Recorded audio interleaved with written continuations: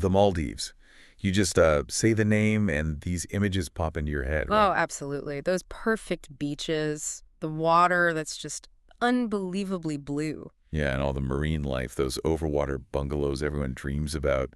It's one of those Mhm. places, you get stuck in your head. I remember one of the very first things I ever pinned on Pinterest, like my travel board. Let me guess, an overwater bungalow. Exactly. And what's kind of weird for me is I don't usually revisit places much. But the Maldives, I've actually been twice now. Wow, twice. Yeah, it's honestly become a huge favorite. There's just, I don't know, something about it keeps pulling me back. And I think that really says something about the place, doesn't it?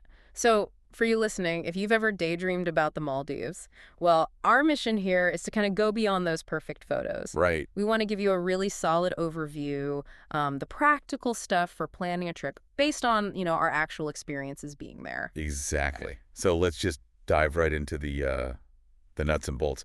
Starting with actually getting there. Your main entry point, that's going to be Malay International Airport. Pretty straightforward. Yeah. Now, how long it takes you to get there, Yeah. that really depends. Sure, it depends where you're coming from. Yeah.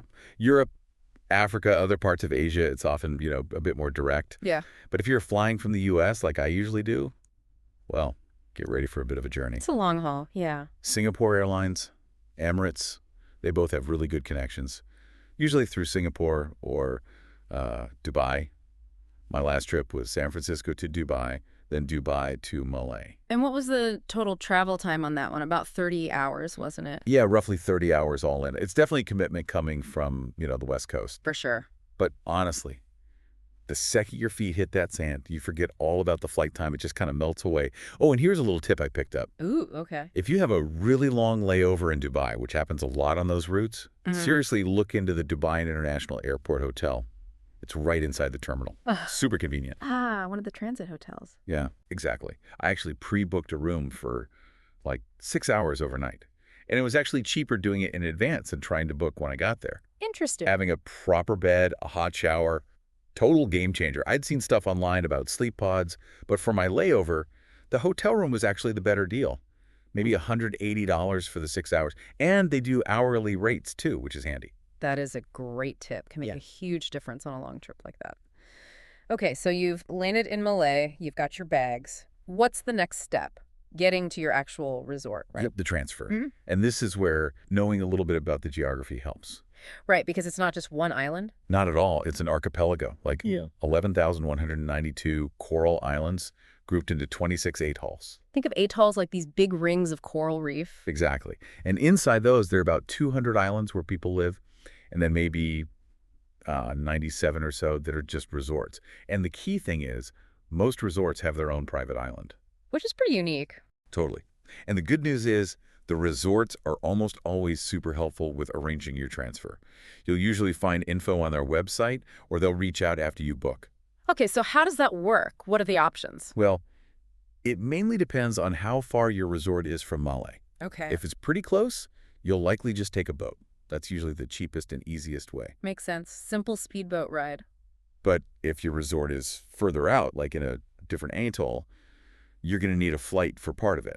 Yeah. And that breaks down into basically two choices. Right. Seaplane or domestic flight. Ah, the famous seaplanes. Yes. Yeah. Usually run by Trans-Maldivian Airways. It's generally faster, but yeah, it costs more. Mm. But landing on the water, that's pretty cool. I bet. And then from where the seaplane lands, it's just a short little boat ride, maybe 5 or 10 minutes, to the resort dock. I've done the seaplane thing a couple of times. Fair. Worth it. Oh, yeah.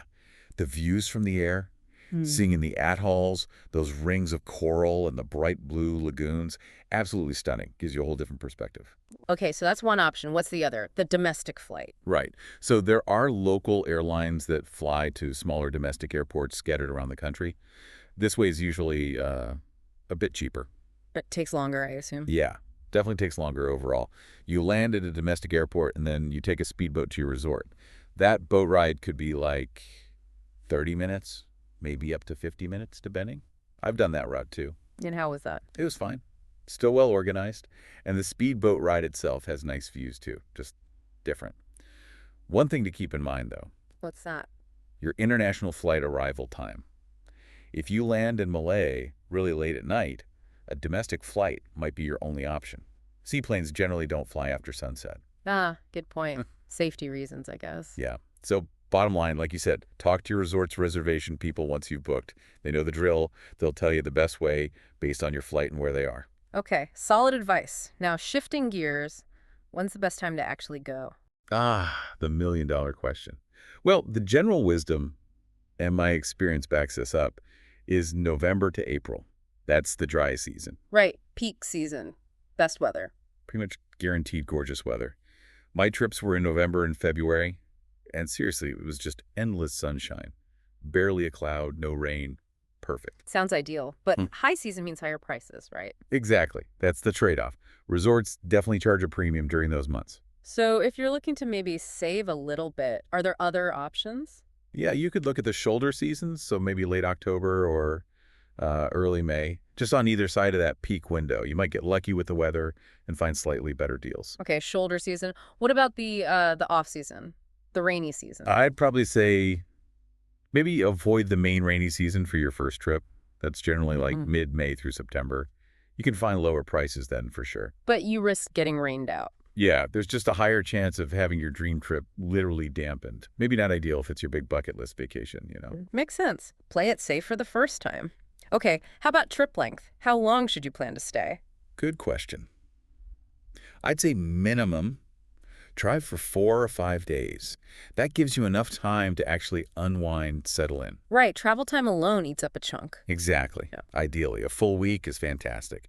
That really lets you relax, explore the resort, maybe even split your stay between two different resorts if you wanted to try different places. Ooh, interesting idea. But that involves another transfer, right? It does. So you have to factor in the time and the cost of moving between resorts. Hmm. If you're only going for, say, 3 or 4 days, Hmm. probably best to just stick to one place.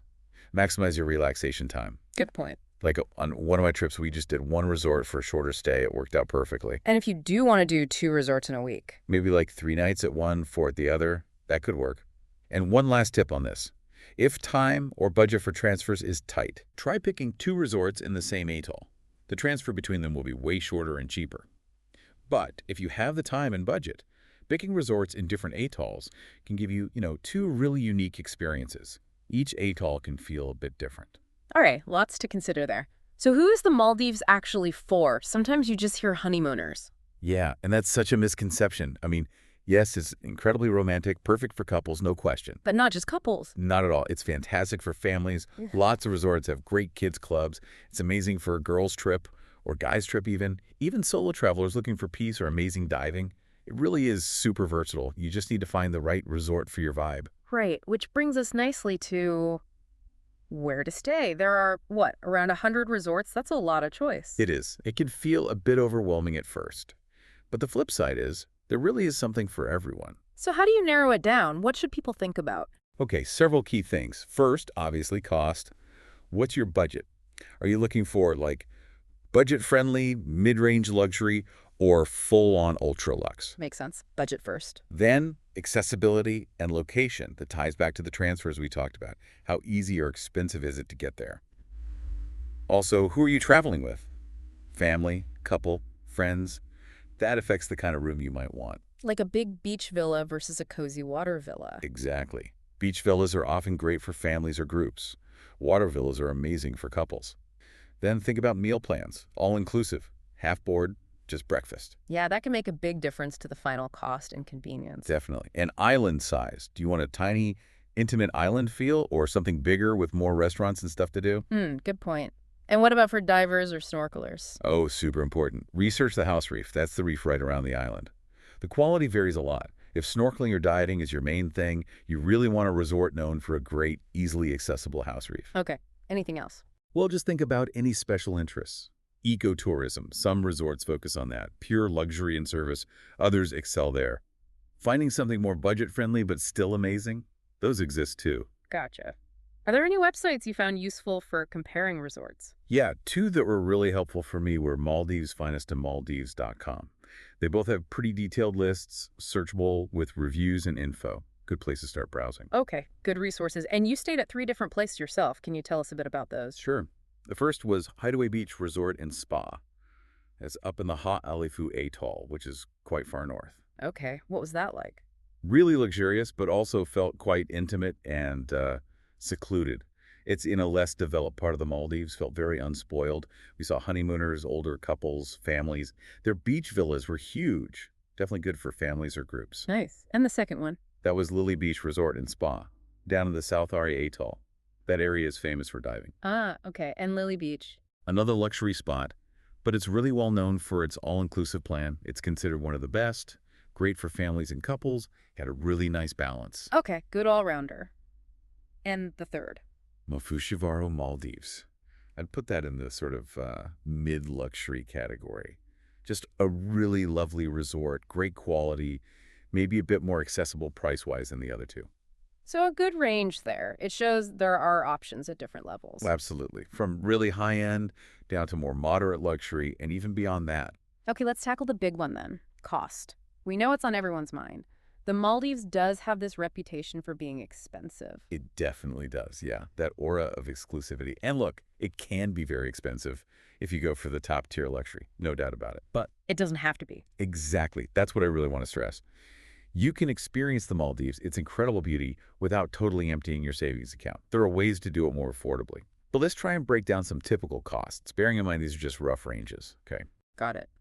Ballpark figures. Where do we start? International flights. Okay, from a major U.S. airport flying round trip to Malé, you're probably looking somewhere in the $1,000 to $1,200 range, give or take. Depending on the time of year, airline, Yeah, etc. right. Peak season will be higher. And like we mentioned, if you happen to be coming from somewhere like India, flights are way cheaper, maybe $200, $300 round trip and much shorter, often direct.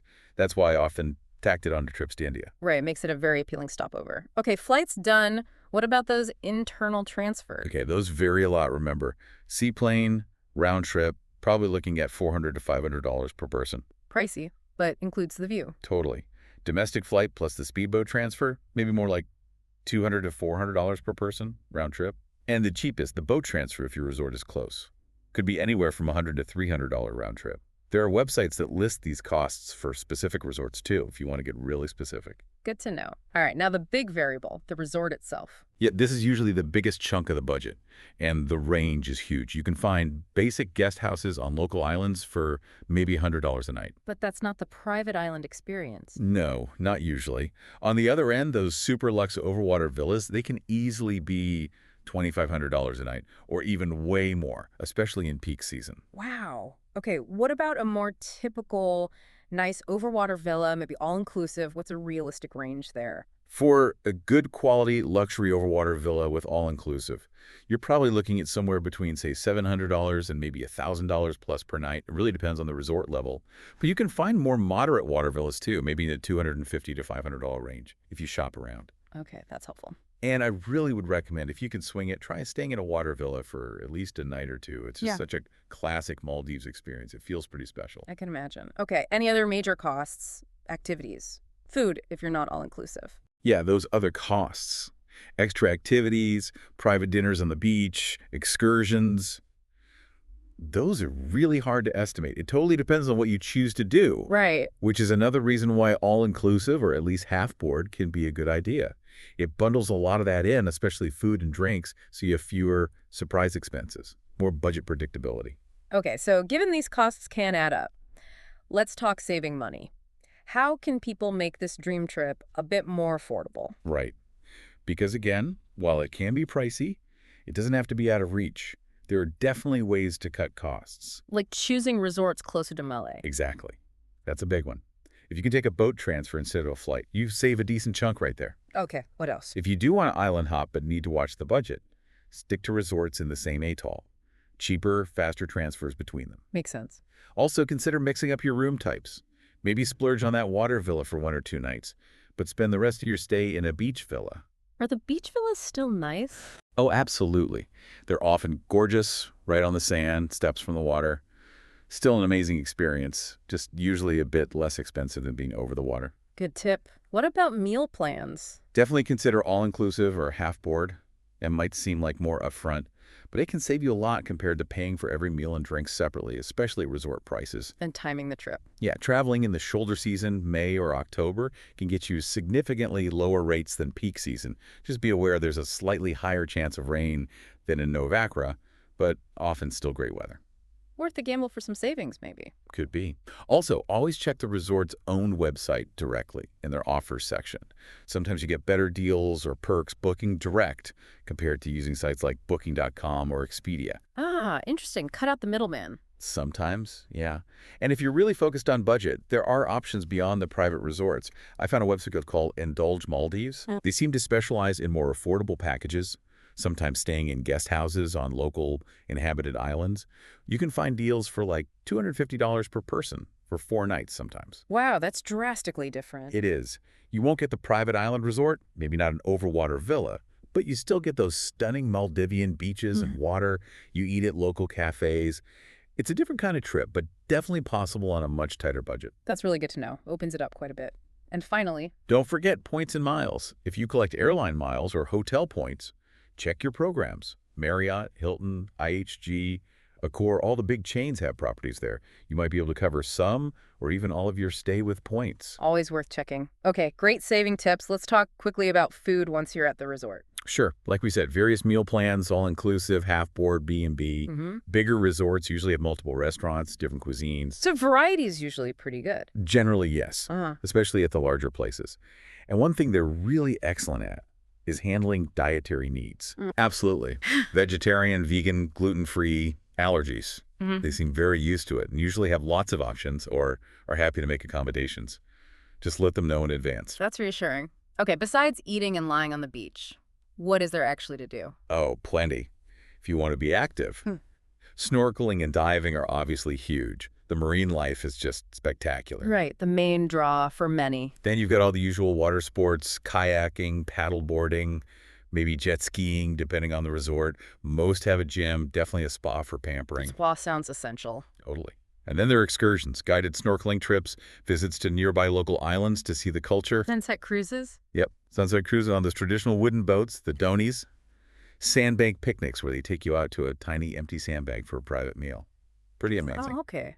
Sounds idyllic. Many resorts also do cultural things, like Maldivian music nights, cooking classes. Some have social events too, like DJ nights or movie nights on the beach. And if you're bringing kids, lots of family resorts have really good kids clubs to keep them entertained. Sounds like you can be as busy or as relaxed as you want to be. Exactly. It caters to both. Okay, before we wrap up, any other sort of miscellaneous things people should know? Practical tips? Yeah, a couple of important ones. First, remember the Maldives is a Muslim country. Right. Now, on the private resort islands, it's very relaxed. You wear your usual resort wear, swimwear, no problem. But if you visit a local inhabited island, maybe on an excursion or if you stay on one, you need to be respectful of local customs. That means dressing more modestly, shoulders and knees covered generally. And swimwear is a no-go on public beaches on those islands. Correct. Bikinis are generally prohibited on public beaches on local islands. But again, totally fine on your private resort island. Just something to be aware of if you venture off the resort. Good distinction. What about packing? Any specific advice? Think light and airy. It's warm and humid. Loose cottons, linens, quick-dry fabrics are your friends. Casual resort wear, dresses, cover-ups, swimsuits, obviously, hats, sunglasses, sandals, maybe a couple of slightly dressier but still beachy outfits for the evening. Sounds easy enough. Oh, and maybe a light scarf or sarong, useful for sun protection or as a quick cover-up if needed. And one last thing, luggage weight. Ah, for the transfers. Exactly, especially the seaplanes and sometimes domestic flights too. They can have pretty strict weight limits for checked bags and carry-ons. It's usually less than international allowances. So check beforehand. Definitely. Once you know your transfer type, check the allowance with your resort or the transfer company. Saves any hassle or extra fees at the airport in Malé. Smart. Okay, so pulling it all together, the Maldives. It has this big reputation, maybe seems a bit daunting or expensive. But it really is this magical place, and hopefully we've shown it's actually quite accessible, for lots of different people, different budgets. Absolutely. So armed with all this info, hopefully you, our listener, feel a bit more equipped to maybe start planning that dream trip. Yeah, I really hope so. Whether you're dreaming of that ultimate luxury escape or maybe a more down-to-earth adventure exploring the reefs, there's a version of the Maldives experience out there for you. It truly offers something unique. So I guess the final thought to leave you with is, what kind of Maldives trip is calling your name? What does your perfect Maldivian adventure look like?